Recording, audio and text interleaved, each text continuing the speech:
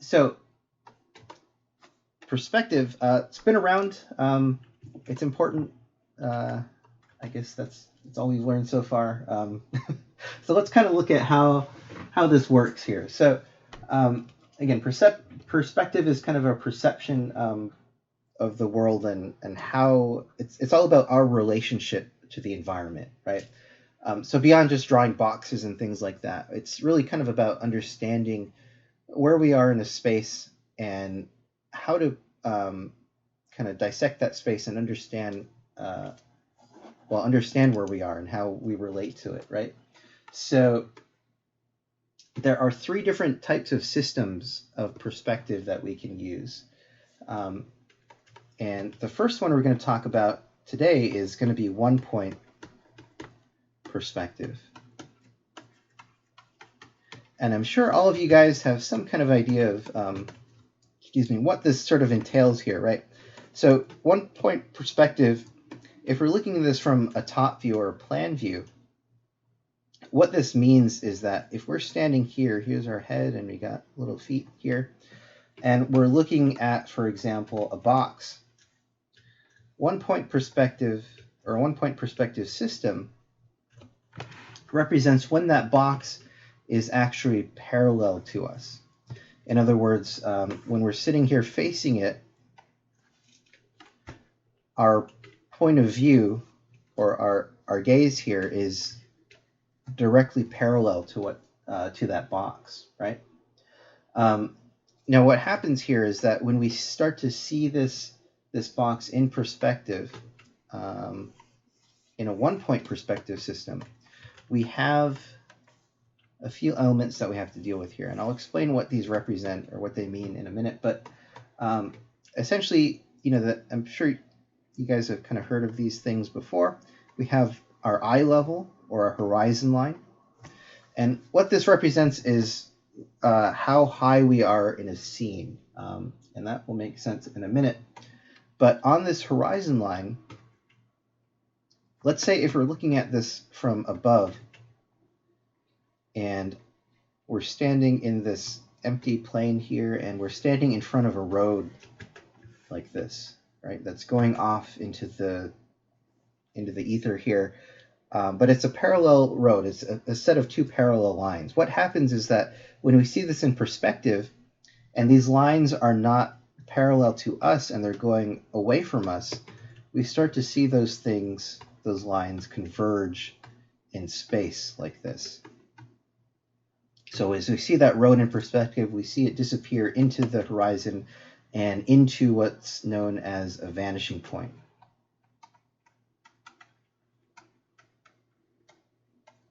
Now, with 1 point perspective, the important thing to remember is that there are aspects to this form that are going to be parallel to us. So if we took these lines and turned them into a box like this, what's going to happen is that these lines here that are parallel to us in a 1 point system are going to remain parallel to us even as we see that in perspective. So in other words, the sides of this form that are going away from us, as long as these lines are parallel to each other, they're going to be traveling to the same vanishing point. And lines that are parallel to us, the viewer, are basically going to be going parallel to the horizon line here. So as I draw these in Photoshop, what I'm doing is I'm just holding Shift and I'm creating true horizontal lines. So with these parallel lines here in a 1 point system, these are always going to be true horizontals, right? As soon as we put an angle in here like this, suddenly that line is not going to be in perspective as far as a 1 point system is concerned. Now, along with those horizontal lines here that are parallel to us, and let's make those blue, the other set of lines that are parallel to us are going to be the verticals here. Because as we see this form in space, it's really only the sides of the box here that are traveling back. So if we turn this into a three-dimensional box from these corners here, all of these red lines, these are all considered to be parallel to each other, but they're traveling away from us, right? And all these blue lines, these are, well, obviously the verticals are not parallel to the horizontals, but they are all going to be kind of in line to us. So these represent true verticals and true horizontals. So again, for each of these, I'm just holding shift to make exact horizontal and vertical lines. So in a one-point system, there are two sets of lines that are parallel to us, the horizontals and the verticals are true. In other words, they're kind of one for one, so there's no convergence to that for those. So let's see, we have our eye level here. We have our vanishing point. Now, there are some other aspects to this perspective stuff that we have to consider. One is going to be the picture plane. And what the heck is the picture plane? Who knows? This is something that is kind of hard to wrap your head around here, but hopefully we can kind of explain it so it sort of makes sense. So you guys might have heard of the picture plane, whatever that is. And basically the picture plane is kind of like the window or the framing that we're seeing the scene through. So the picture plane can shift throughout the scene depending on where we want to place it. But the way to think of it here is, let's say we're standing here in a scene, and we're looking off into the landscape here, and just like with the other example, we're standing in front of a path like this, and in the background we see like these mountains and things, and maybe there are like cactuses or rocks going off in space, and we see these, let's say these are like evenly, they have an even height here. Now what the picture plane represents, it's kind of like a window or the framing of the image that we are viewing this scene through here, like this. So as we see this, you can see that, let's use a red here. This kind of helps us understand what our relationship to the scene is. So if this is our picture plane, we can say that here's our eye level, and that will translate directly to the eye level on the picture plane. And you can see that if we transfer that eye level across like this, so here's our same height here, that becomes the horizon line on the picture plane, right? In other words, that's where we would be seeing in this scene those mountains come in like this. So in this basic kind of diagram here, when we establish this eye level, we establish this horizon line, we're not necessarily drawing this picture plane out, but that sort of represents where we would be standing within the scene here, like that. And as we see through this picture plane, we're going to view the rest of this landscape here. So we're going to see a vanishing point on that horizon line, and we're going to be seeing that path come towards us like this. And as we see these rocks or whatever these are here, we're going to be seeing those going back in perspective like this here, right? So the picture plane kind of represents a window, or as a frame that we view the world through in perspective. So this is kind of what we translate real world things into perspective through, if that makes any sense. So another example to kind of look at here, let's say we're standing here like this, and we are looking through, let's use green again here, a picture plane like this. And let's move ourselves back just a little bit, and oops, let's give ourselves some feet here to make this real. So if we, for example, we're looking through this picture plane and we see two sticks here, two pencils or something, And we see one here, and we see another one. Let's just duplicate this of the same size, but let's say we see it way back here, like this.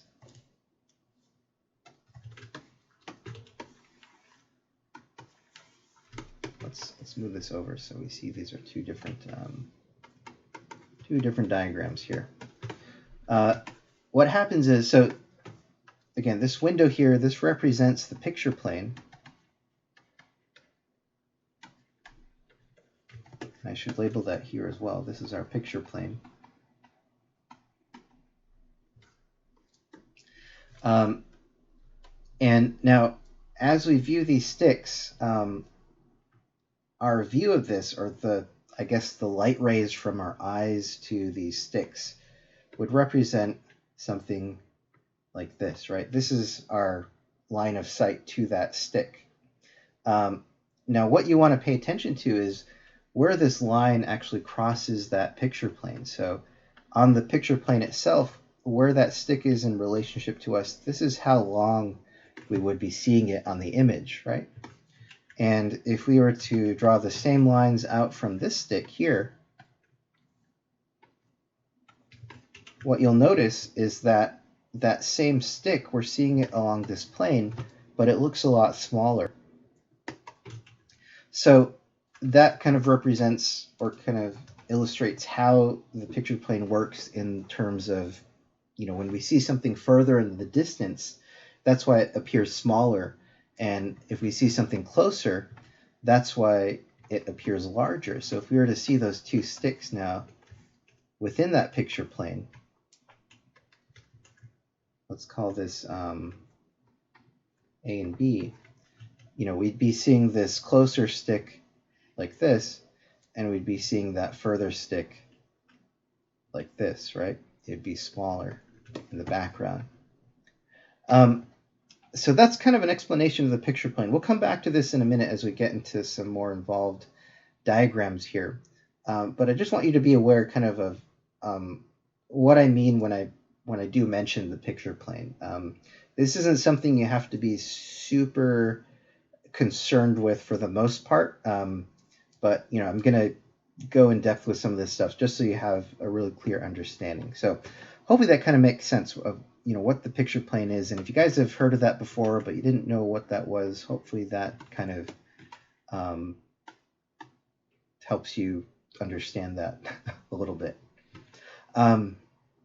Let's see. So 1 point perspective, coming back to that for a moment, we mentioned that we have two elements that are true. We have the horizontal and we have the vertical. And I'm going to talk about the other two systems, 2 point and 3 point, briefly, just so that we can kind of understand what the difference is, right? So the next system here that we're going to have is 2 point perspective.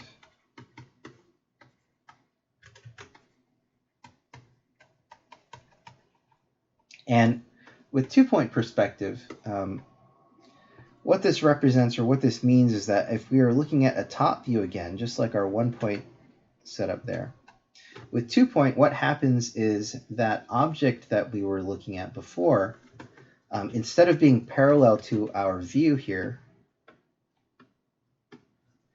a 2 point system will happen if that object is suddenly rotated in relationship to us here. So as we look at this this box, here is our axis, or where we're sitting. You'll notice that there's nothing here that is actually parallel to us, right? So everything here is going away from us in some fashion, or every angle that we're seeing. So when we're seeing that in perspective here, we have our horizon line, or eye level / horizon line. What that means is that these two sides, and let's use a different color here, these two sides here, these are parallel to each other, and they're going back away from us. So what that means is that they're going to have their own vanishing point somewhere out here. And these two sides are not parallel to the green angles, but they're parallel to each other. So they're going back in space. And they're going to have their own vanishing point here, BP2. So as we see this form in a system like this, we're going to be seeing something like this happen, where we get two vanishing points, and hence the name two-point perspective. Now, there is one angle here, one element to this that is parallel to us, or that is true, and that is going to be the verticals here. So in a two-point system, it's always going to be the verticals that are true. So we don't have the sides of the box here, but we have the verticals. So let's see, complete this out here. You can see that these are true straights, right? So in this case, the verticals are true verticals. Now with 3-point,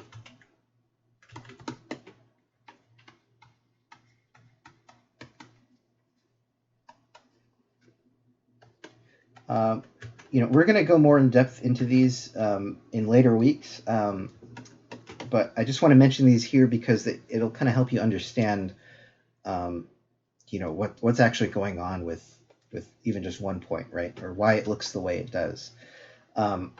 So with 3-point perspective, this is a case where not only is the box rotated to us, one way, but also the verticals of this might be at a different angle. In other words, think of it like this box, in this case, is tipping towards us like this, instead of being flat on like this. So in a 3-point perspective system, what happens is that none of the angles here are going to be true, or none of them are going to be straight verticals or straight horizontals. So in the case like this, we might be looking at it from over here, but we're looking at it from above. So if you look at our eye line here, or our line of sight, we can see that it's at an angle here, right? So with a 3-point system, what that means is that not only is that form rotated to one side like this, so we're going to get vanishing points for the sides here, but also the verticals are going away from us. So if anything goes away from us in perspective, that means there's going to be some kind of convergence, right? So in the case like this, if the verticals are going away, that means that there's going to be some kind of third vanishing point down here, like this. So it gives us the feeling that we're looking down on this. So this is us in the foreground, like looking. Here are our feet on a ledge here. It's very exciting. So this would be us looking down at, this could be a building or something. But again, in this case, none of these angles here are directly parallel to us, right? So, and we have 3 vanishing points. So hence the name 3-point perspective. So no true angles here. And really, 3-point perspective is actually the most natural way to look at things. Everything we see in reality is probably going to be more of a 3-point. So, for example, if you look at straight ahead at your monitor, that would basically represent a 1-point perspective, right? But if you lean to the left a little bit and look at it, and you can see a side to it, that means that you're seeing more of a 2-point, because you're looking at it more at an angle like this, right? So if you have your monitor here, you're looking at it more from this angle, right?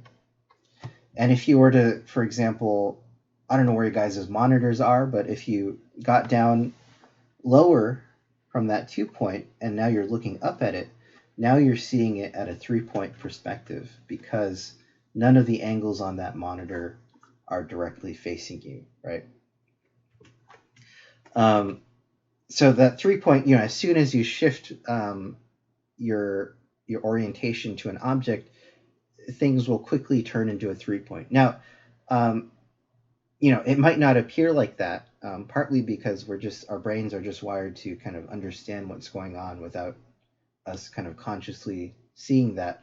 But also the convergence of these elements are not going to be quite as extreme as this, right? The further you get from an object, the more of a convergence you're going to kind of perceive here. So as you're so close to something here, or, the angle is not super extreme, we aren't going to be perceiving that as much. And actually, I should say that it's going to get more extreme the closer you are. Now, there are ways too, if we want to, for example, move people around in a scene here that are the same height. So let's say, we're setting this up. Maybe our eye level is about here. And we want to, let's say we draw somebody here, like this. And we want to draw a person that is the same height back here. We could just kind of estimate it like this and say, okay, this person should be around here like this. Looking at where it lines up with their shoulder line here. But we can actually more accurately transfer this back here. Now, the way to do this is that we know our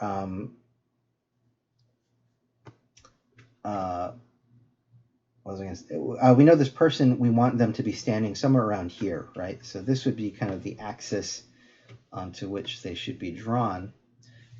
So all we have to do here is let's take the height of this person in the foreground, like this. Let's draw that same axis through their center. And if we take that and carry it through the middle of this, where we want this other person to go in, carry that back to the horizon line, that will give us, essentially kind of a vanishing point here, or we're going to call this a reference point, RP, reference point, that we can use to match these two people up. So all we have to do, so we found the ground plane here. We come back, we can come forward from that reference point to this person here, and where that marks off or cuts off that that pole there, that will actually give us the height of this person here, like this. Oops, and we could, if we want to figure out where their legs are going to come up or where their groin is here, we can actually take from about here and we can transfer that back to our reference point. And where that lines up along the axis here, that will actually give us where their legs are going to come in, like this. So this is a way to transfer people back into the space. We can also transfer people forward. So let's say we want to have another person of the same height that is standing right here, right? So what we would have to do, and let's move them over just a little bit so this diagram kind of stays clear here. Let's actually find the axis onto which we want them to stand. And in this case, instead of projecting back, well, I guess we can project back as well. But essentially, I'm going to be using this person here now to help me find the height of this person. And hopefully you can kind of guess what we're going to do here. But from the center here to here, we can carry that back. And we're going to create another reference point here. So RP, not RR, RP. And if we do the same thing here, so from back, we can project forward now through their head, and that would be where this person's head is here. And if, we can find their legs as well. We could also find their head, right? Where should their neck fall? So this person's head should be right about here.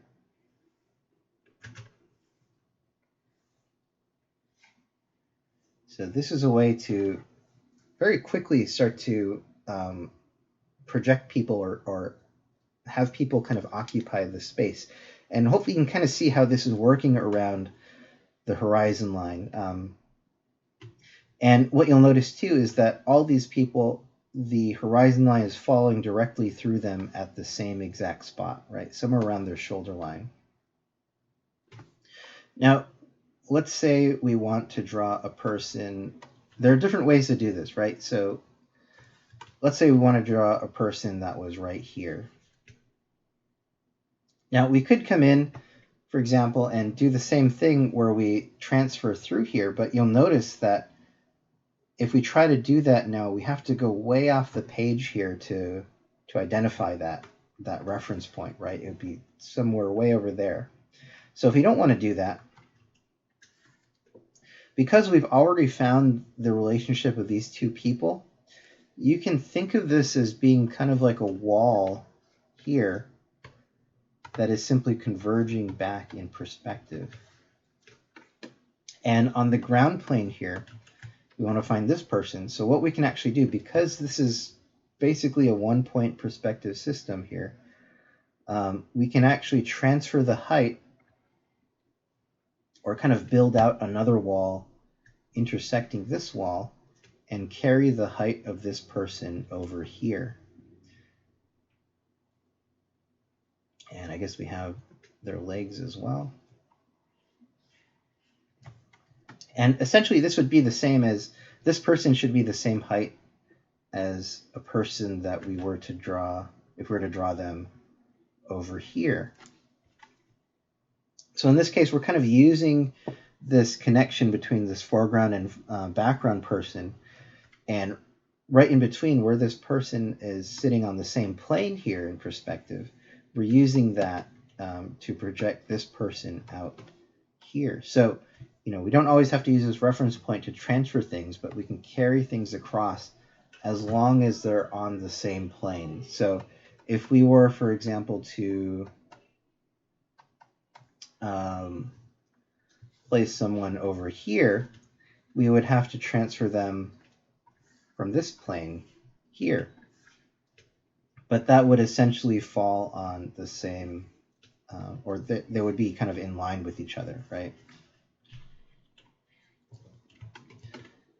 So you can move across and move forward and back with this system here.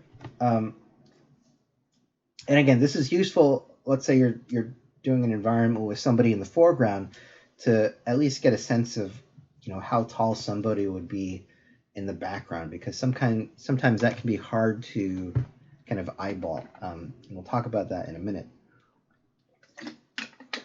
Now we'll give you a little cheat here. If we are doing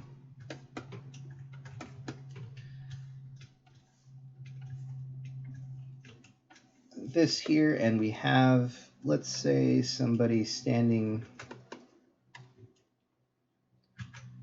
right here like this, or let's say, it's kind of an arbitrary place to place them here, right?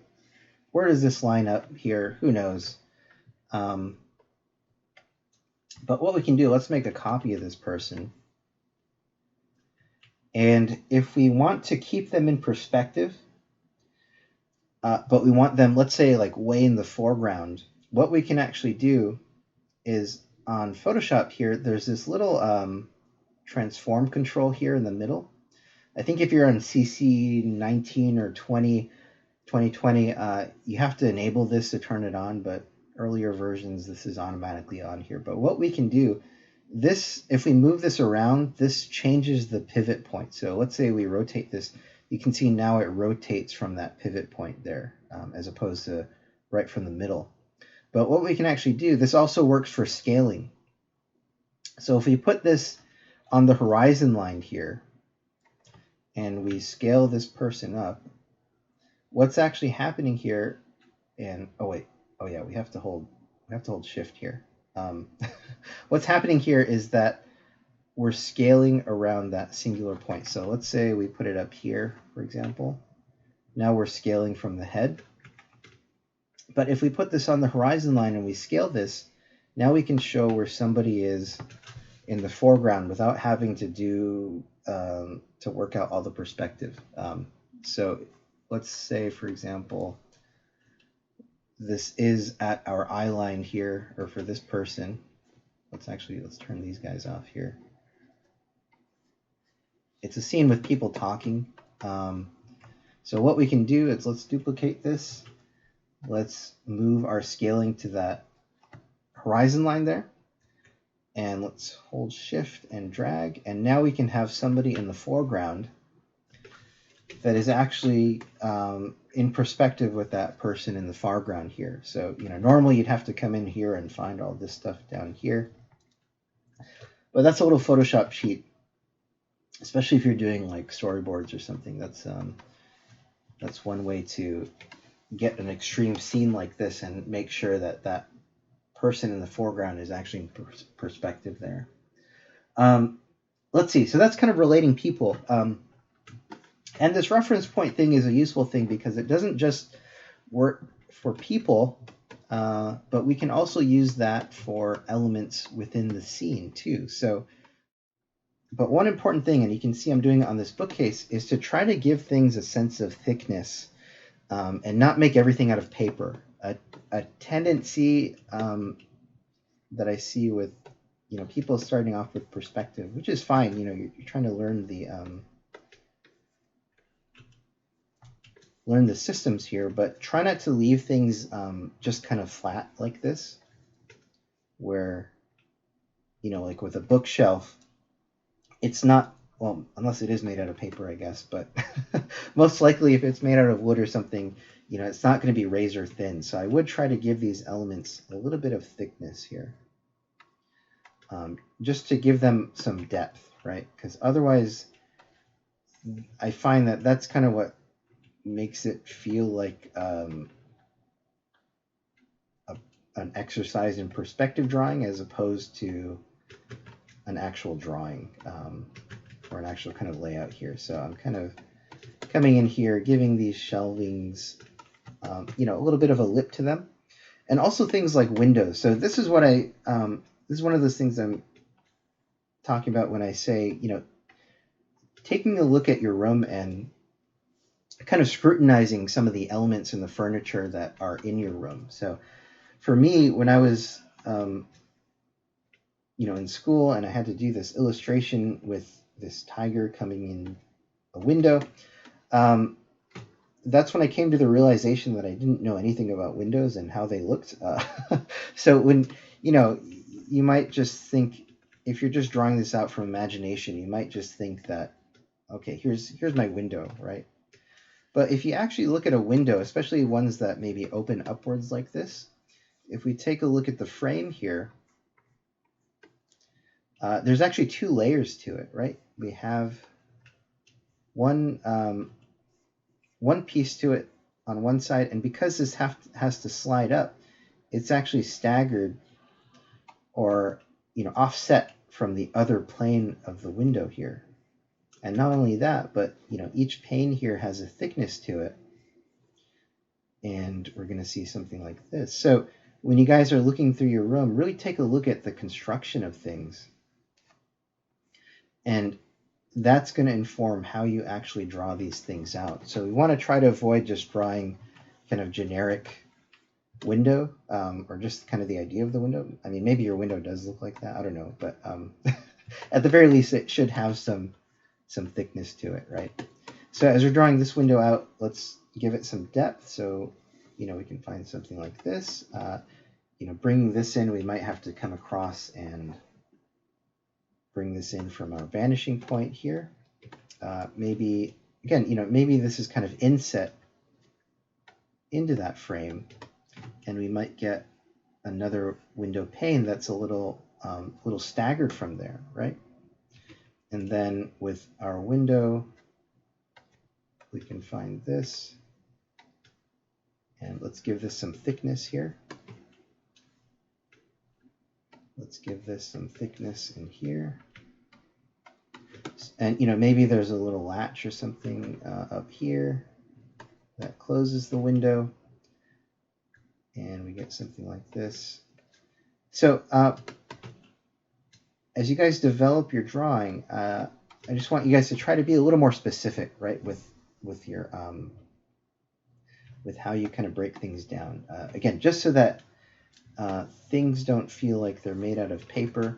We can also include like books and things like this. And I'll show you guys some other student examples of this after this, what other people have done, to give you guys some more ideas of how you might approach this